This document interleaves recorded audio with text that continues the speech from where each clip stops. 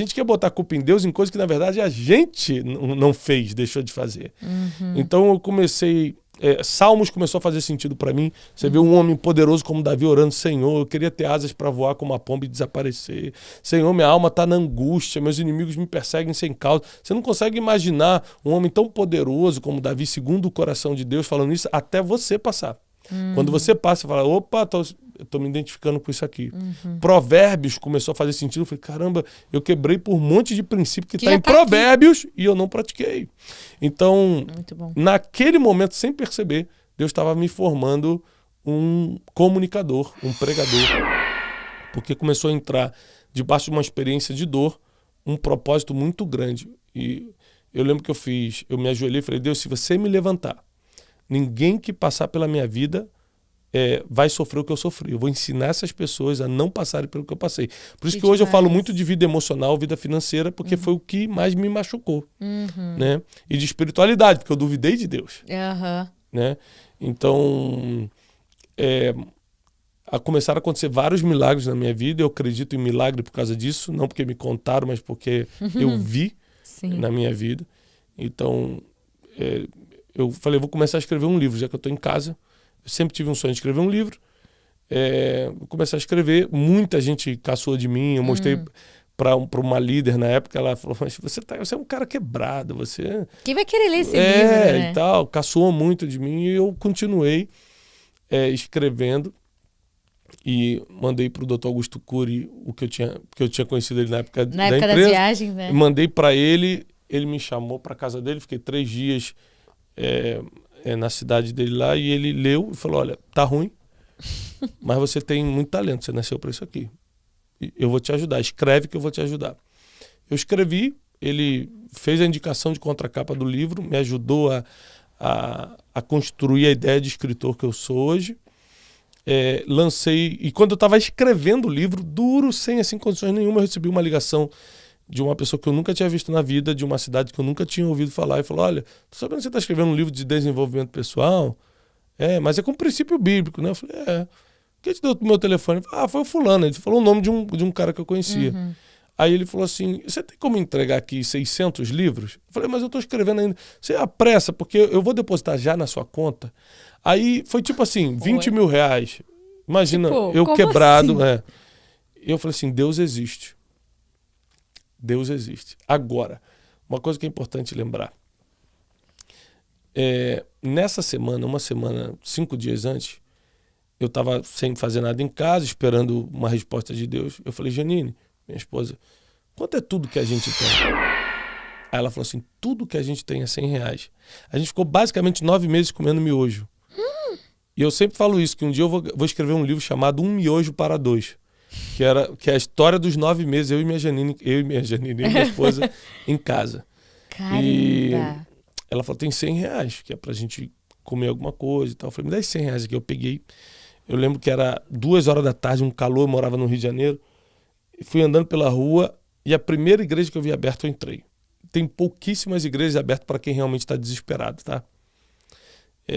Porque não tem hora para você querer se matar, não tem hora para você estar em depressão e tal. Então, eu entrei numa igreja que estava aberta, tinha 7, 8 pessoas. E o pastor que estava falando falou assim: eu fui criado na igreja, mas eu entrei na igreja com raiva, com 100 reais no bolso. O pastor que estava falando assim: olha, eu entrei na hora da oferta. Nossa. Ele falou: talvez tudo que você tenha seja 100 reais. Aí eu falei assim: cara, esse cara não vai conseguir me enganar. Eu sou nascido na igreja, já conheço tudo isso. Esses 100 reais é tudo que eu tenho. Aí ele falou assim: mas eu tenho certeza que você não quer trazer porque você acha que vai perder. Por que você, de uma vez por todas, não desacredita a Deus? Dá o dinheiro e fala assim: se Deus não fizer nada, a partir de hoje eu não acredito mais. Eu falei: tudo que eu preciso. Eu tava doido pra desacreditar. Você tava doido pra provar, né? Eu falei: tá bom, é isso mesmo. Ele tava pregando, mas eu tava... É pra mim, né? Peguei os 100 reais e levei. Aí ele pegou minha mão. Falou assim: ó, daqui a 1 semana você vai voltar para dar o seu testemunho. Assim, nossa, que revelação do Espírito. 5 dias depois eu recebi essa ligação, comprando 600 livros que eu nem tinha escrito, acabei de escrever rápido. Ele depositou na minha conta 1 dia depois, sem eu ter entregue os livros. E eu falei: era o grande sinal. Caramba. Então hoje eu sou um cara generoso, com tudo que Deus me pede, porque eu vi que Deus honra a generosidade. Hoje eu sou um cara que acredita em milagre, em palavras proféticas. Eu acredito em você ajudar o próximo. Eu acredito no poder da educação, porque a educação me levantou. Nessa época eu comecei a estudar, estudei o coach, estudei tanta coisa que me ajudou. Tudo vem de Deus, todo conhecimento vem de Deus. Muita gente fala assim, mas isso aí é para centrar no homem. Centrar o quê no homem se tudo vem de Deus, gente? Não tem jeito.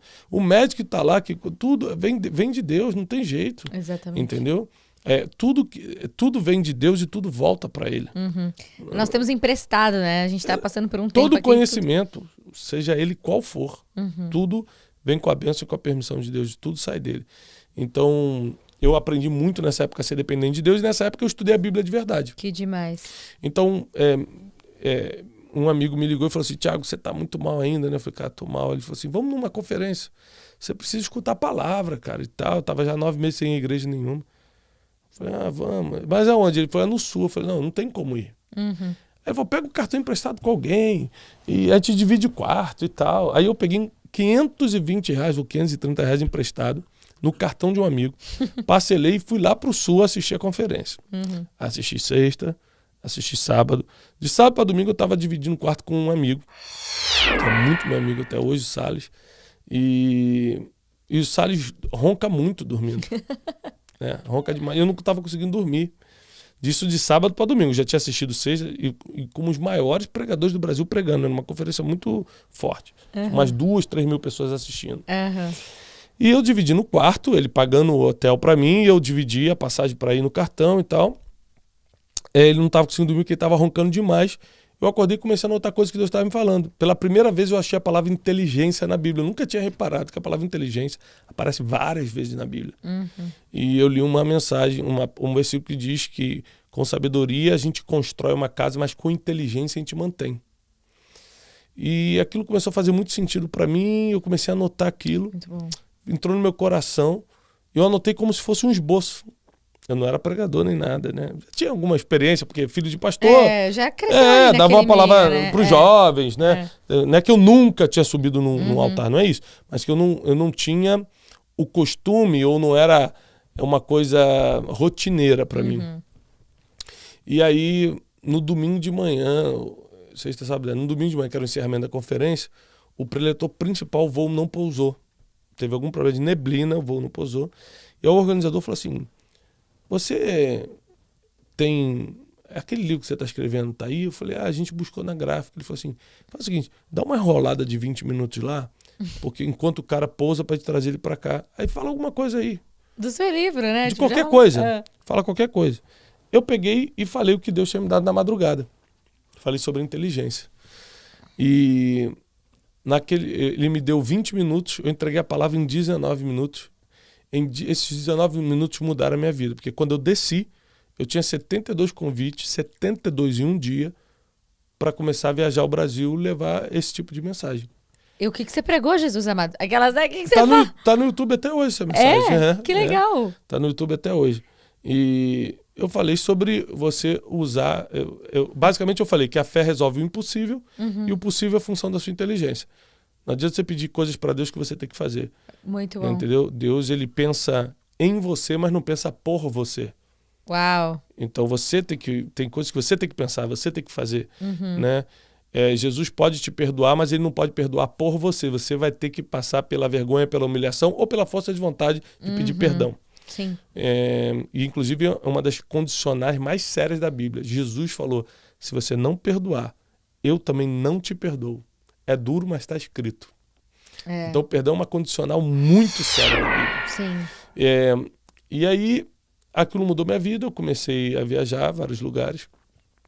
Que demais. E com esse livrinho, debaixo do braço, Janine ficava no telefone, atendendo as chamadas do Brasil todo. E falou, ele pode levar os livros? Pode. Falei, Thiago, aqui é 100 livros. Botava na mala e não sei o quê. E nesse ritmo, em um ano, a gente vendeu 52 mil livros debaixo do braço. E com esse dinheiro, a gente pagou a nossa dívida, que era muito alta.